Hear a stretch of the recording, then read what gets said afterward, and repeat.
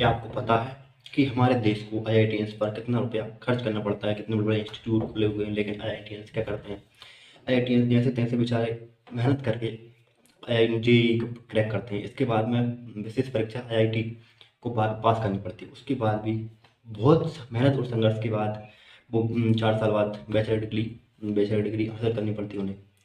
उसके बाद जब उन्हें सैलरी पैकेज ऑफर होता है, वो सब कुछ क्रैक कर लेते हैं। उसके बाद उन्हें सैलरी पैकेज ऑफर होता है 2 लाख 4 लाख।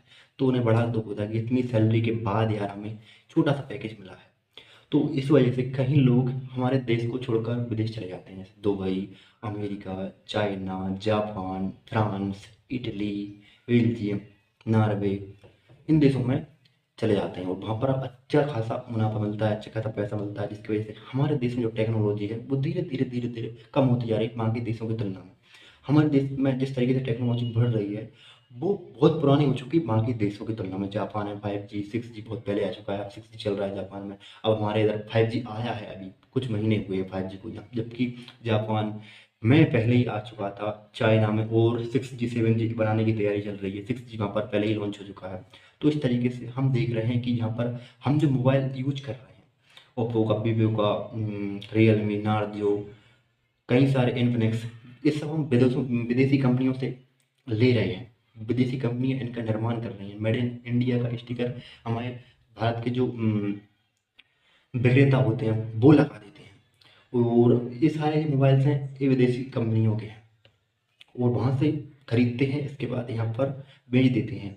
इससे उन्हें एक अच्छा मार्केट मिल जाता है विदेशी कंपनियों को, और वो अच्छा खासा पैसा हमारे देशों से कमा लेती है।